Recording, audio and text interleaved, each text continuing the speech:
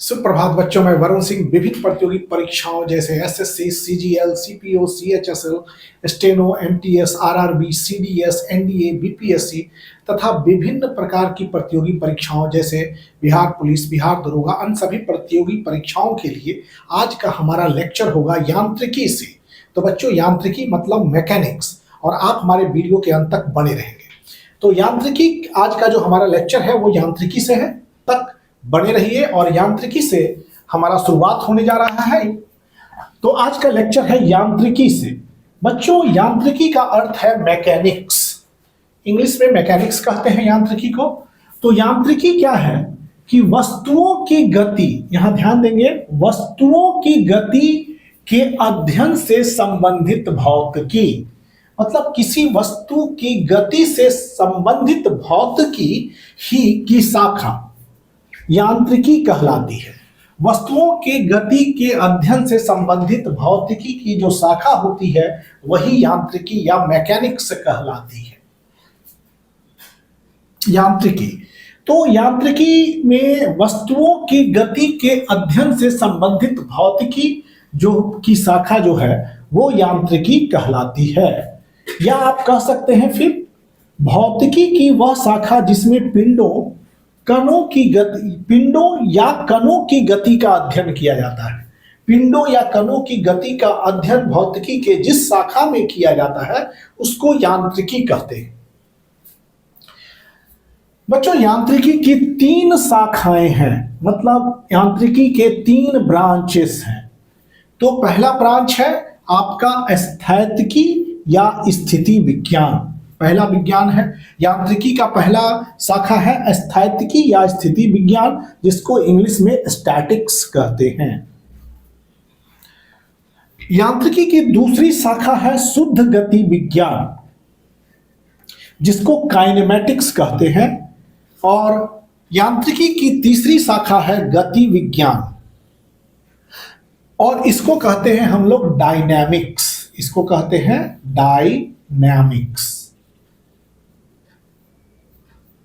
Dynamics. यांत्रिकी की दूसरी गति विज्ञान को डायनामिक्स कहते हैं। तो बच्चों, यांत्रिकी की शाखाएं कितनी हुई? 3। स्थैतिकी या स्टैटिक्स, शुद्ध गति विज्ञान या काइनेमेटिक्स, गति विज्ञान या डायनामिक्स। ये 3 शाखाएं आपकी यांत्रिकी की हैं। तो बारी बारी से तीनों शाखा के बारे में हम जानेंगे।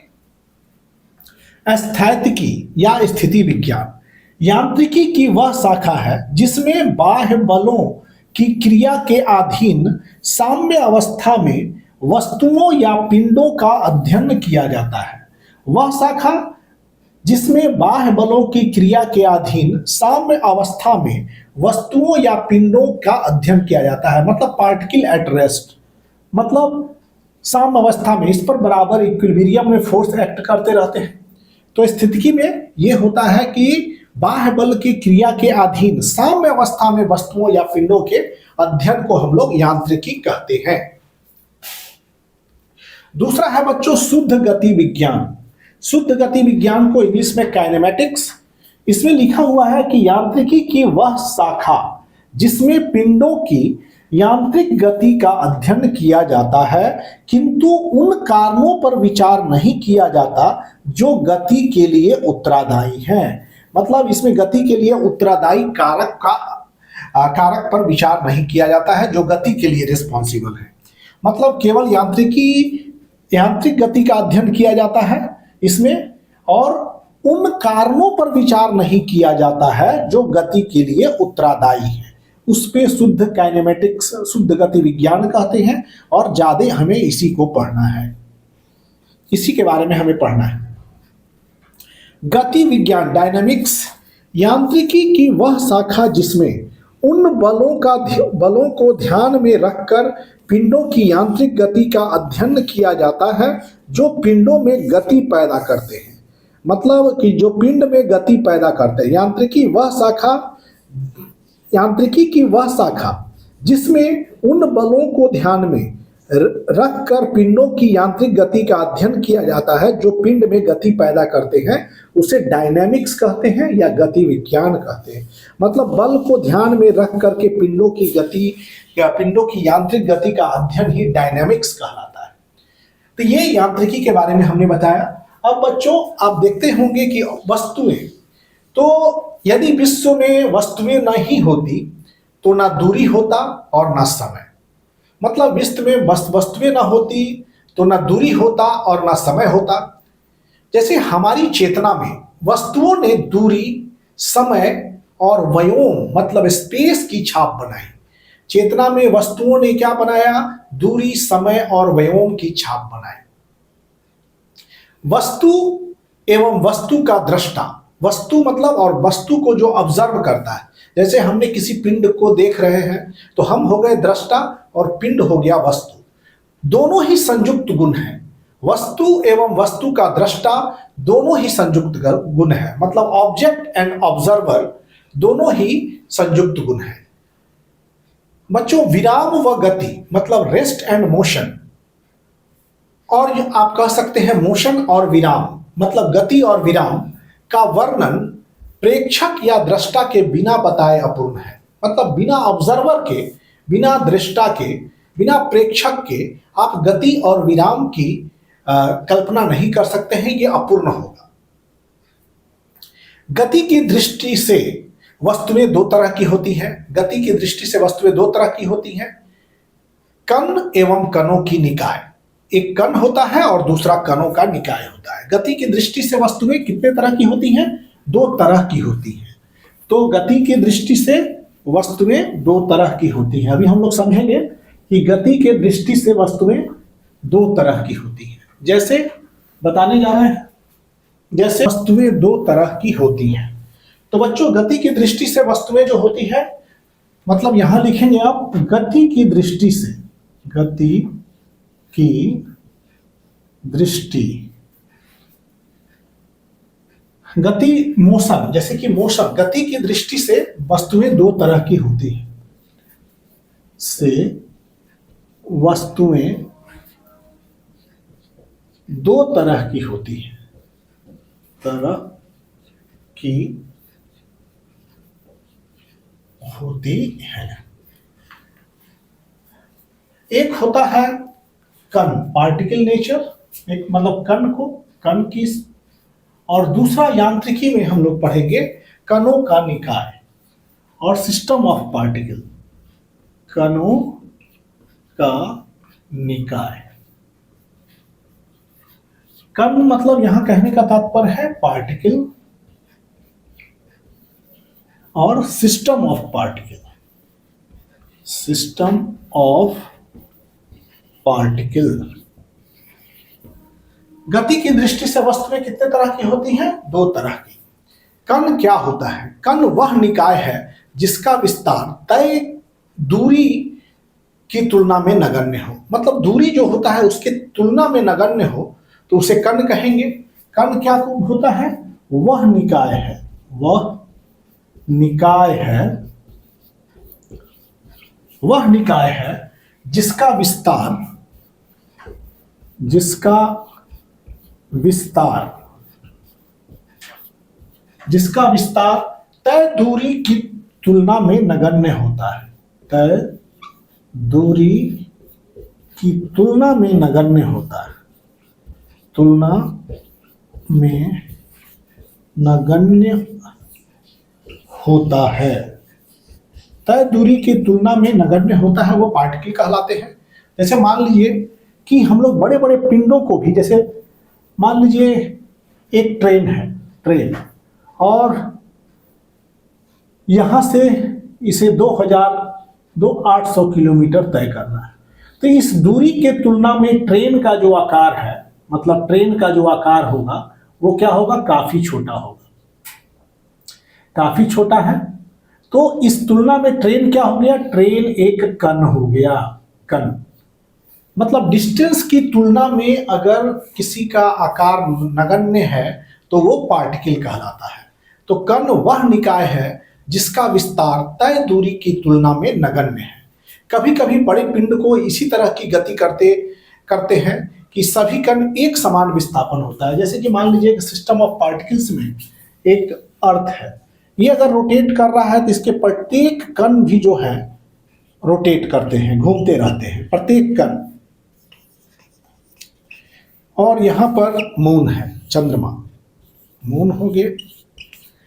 मतलब कहने का अर्थ है कि गति, कभी कभी बड़े पिंड भी इस तरह की गति करते हैं, सभी कणों का एक समान विस्थापन होता है। मतलब कि जितने भी पार्टिकल्स हैं इनके बने हुए, जितने भी पार्टिकल से बने हैं, ये सभी पार्टिकल क्या करते हैं, एक ही विस्थापन होता है, सभी कणों का एक ही विस्थापन होता है। घूमते हो तो भी इनका हर कण का विस्थापन जो होगा एक ही होता है।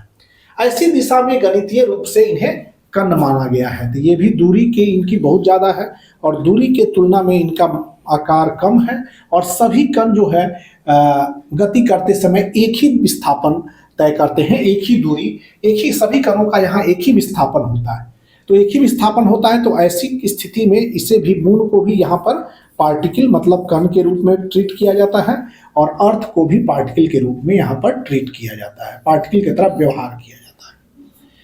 मतलब दूरी के तुलना में इनके आकार भी कम है और यहाँ क्या होता है कि सभी कणों का एक ही विस्थापन करता है। जब ये गति करते हैं तो सभी कण जिससे ये मिल के बने हैं वो बराबर एक ही विस्थापन उत्पन्न करते हैं, अतः ये भी कण ही कहलाते हैं। तो प्रत्येक कणों का विस्थापन जो होता है एक ही होता है, प्रत्येक कण जो है एक ही विस्थापन तय करते हैं।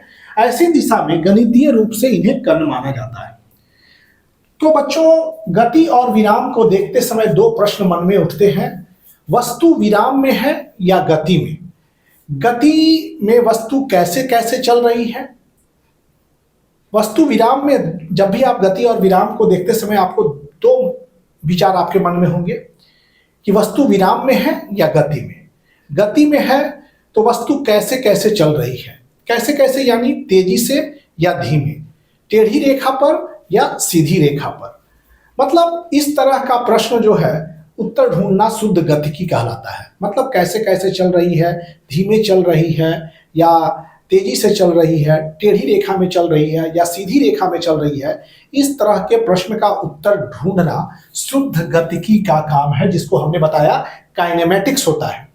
गति या विराम का कारण बताए बिना, मतलब यहां लिख सकते हैं कि गति या विराम का कारण बताए बिना, देखिए यहां ध्यान से देखिएगा कि गति या विराम का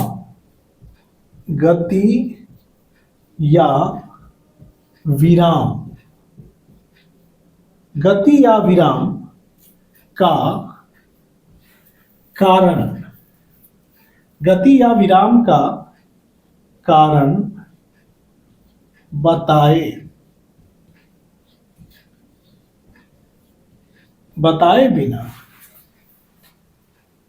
गति या विराम का कारण बताए बिना, गति या विराम का कारण बताए बिना ही गति का अध्ययन करना, बिना ही गति का अध्ययन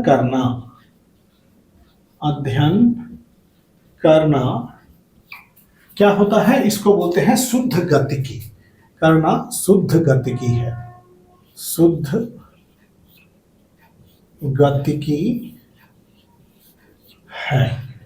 गति या विराम का कारण बताए बिना ही अध्ययन करना कहलाता है शुद्ध गतिकी। गति या विराम का कारण बताए बिना ही गति का जो अध्ययन करना होता है वो शुद्ध गतिकी, जिसको हम लोग काइनेमेटिक्स कहते हैं, इसके तहत आता है। तो हमने कण और कणों के निकाय के बारे में। अब शुद्ध गतिकी मतलब काइनेमेटिक्स। ये काइनेमेटिक्स, यह यांत्रिकी की वह शाखा है जिसमें वस्तुओं की गति का अध्ययन कुछ कारकों जैसे बलों की प्रकृति, निकायों की प्रकृति से अप्रभावित रहते हुए किया जाता है। हमने बताया था शुद्ध गतिकी में आपको बताया था कि वस्तु विराम में है या गति में, वस्तु कैसे कैसे चल रही है, कैसे कैसे यानी तेजी से या धीमे, टेढ़ी रेखा पर या सीधी रेखा पर। तो बच्चों इसी चीज को, इस तरह के प्रश्नों का जो उत्तर है वो शुद्ध गतिकी होता है। मतलब कारक को नहीं बताया जाता है, बल की प्रकृति क्या है, निकाय की प्रकृति क्या है, इसको इसमें नहीं बताया जाता है शुद्ध गतिकी में। केवल वस्तु की गति का अध्ययन किया जाता है, कैसे कैसे गति कर रही है, तेजी से या धीमे, टेढ़ी या सीधी रेखा पर, यह हुआ शुद्ध गतिकी। इसमें बलों के कुछ कारकों जैसे बलों की प्रकृति, निकायों की प्रकृति से अप्रभावित रहते हुए किया जाता है। अब शुद्ध गतिकी को एक्सप्लेन करने के लिए पहले हम विचार करेंगे निकाय। निकाय मीन्स बॉडी, सिस्टम। तो बॉडी क्या है, निकाय क्या है? निकाय या तो आपका स्थिर में रह सकता है और या तो निकाय आपके गति में हो सकते हैं, मोशन। निकाय या तो विराम में रह सकता है जिसको रेस्ट कहते हैं और उसको स्थिर कहते हैं। तो ये स्टैटिक्स में हम लोग ने बताया कि स्टैटिक्स में पढ़ते हैं, यदि जब किसी वस्तु का निकाय, जब किसी वस्तु या निकाय की स्थिति में समय के साथ कोई परिवर्तन ना हो, वस्तु या निकाय की स्थिति में समय के साथ कोई परिवर्तन ना हो, तो हम कहेंगे कि वस्तु विराम में है। विरामा अवस्था पर किसी पिंड की ऊर्जा शून्य हो सकती है। जब वस्तु विराम में है तो उसमें पिंड की ऊर्जा जो है शून्य हो सकती है। लेकिन जब वस्तु गति में है, जब वस्तु या निकाय के कण या स्थिति, निकाय या कण की स्थिति समय के साथ बदलती है। मतलब मान लीजिए कि पिंड जो है ए पोजीशन पर 5 बजे था, लेकिन वही जब 7 बजा तो पिंड हो गया कहाँ, बी पोजीशन पर चला गया, यहां से ये कोई डिस्टेंस। तो 5 से 7 के बीच इसकी यात्रा हुई, ये ट्रैवल किया, इसकी स्थिति जो है समय के साथ बदली, तो कहेंगे कि पिंड गति में है। लेकिन अगर 5 बजे पिंड यहीं पर है और 7 बजे भी ए ही पर है, 10 बजे भी ए ही पर है, तो हम क्या कहेंगे कि पिंड जो है विरामा अवस्था में है। लेकिन जैसे समय के साथ अपनी स्थिति को परिवर्तित करता है तो कहेंगे हम लोग पिंड गति में है। गति के दौरान कुल ऊर्जा संरक्षण होता है, ऊर्जा संरक्षित रहती है। तो ये हमने बताया निकाय, विराम या स्थिर। अब गति के बारे में हम लोग पढ़ेंगे और केवल काइनेमेटिक्स ही हम लोग पढ़ेंगे गति के बारे में, और वीडियो के अंत तक आप बने रहिए। गति के प्रकार। तो गति बच्चों, motion, kind of motion, different types of motion.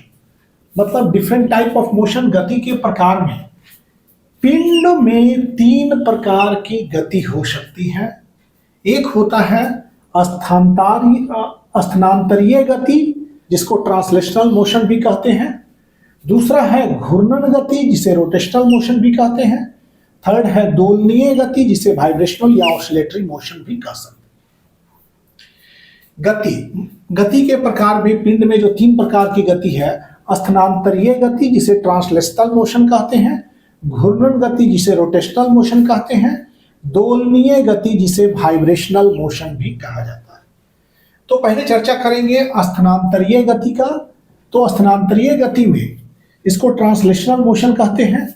यदि किसी पिंड पर किन्हीं 2 बिंदुओं को मिलाने वाली रेखा पिंड की संपूर्ण गति के दौरान स्वयं के समानांतर रहती है, तो पिंड को स्थानांतरीय गति होती है। तो मतलब कि 2 बिंदुओं को मिलाने वाली रेखा पिंड की संपूर्ण गति के दौरान स्वयं के समानांतर रहती है, तो पिंड में स्थानांतरीय गति होती है। जैसे बच्चों, स्थानांतरीय गति में सीधी रेखा पर चलती हुई बस स्थानांतरीय गति का एक उदाहरण है। सीधी रेल के पटरी पर चलती हुई ट्रेन, यह स्थानांतरीय गति का उदाहरण है। और सड़क पर चलता हुआ आदमी सीधी रेखा में स्थानांतरीय गति का उदाहरण है। और हेलीकॉप्टर से गिराया गया चीनी का थैला, यह भी स्थानांतरीय गति का उदाहरण है। और निश्चित ऊंचाई से ऊर्ध्वाधर नीचे की ओर गिरती हुई गेंद, ये भी क्या है, स्थानांतरीय गति का उदाहरण है। इसमें क्या है, 2 बिंदुओं को मिलाने वाली रेखा पिंड की संपूर्ण गति के दौरान स्वयं के समानांतर रहती है, तो पिंड में स्थानांतरीय गति होती है। इस लाइन को अगले लेक्चर में हम समझाएंगे बच्चों। आज का जो लेक्चर है वो केवल यांत्रिकी से था और कुछ टर्म थे जिनको हमें समझाना था। अगले लेक्चर में फिर हम विभिन्न प्रकार की गति में पहले स्थानांतरीय गति को पढ़ेंगे, फिर पढ़ेंगे हम घूर्णन गति के बारे में, और फिर दोलनीय गति के बारे में पढ़ेंगे। मतलब गति के तीनों प्रकार के बारे में पढ़ेंगे। इसके बाद हम पढ़ेंगे एक विमीय गति, द्विविमीय गति, त्रिविमीय गति। और इसी के साथ आज का जो लेक्चर है यहीं पर समाप्त होने जा रहा है। अगले लेक्चर में फिर मिलते हैं आपसे गति से संबंधित तथ्यों को लेकर, और आप भी हमारे वीडियो के अंत तक बने रहिए। आप सभी बच्चों को धन्यवाद फॉर वॉचिंग चैनल्स, एंड आप हमारे चैनल को लाइक कीजिए, शेयर कीजिए और सब्सक्राइब कीजिए।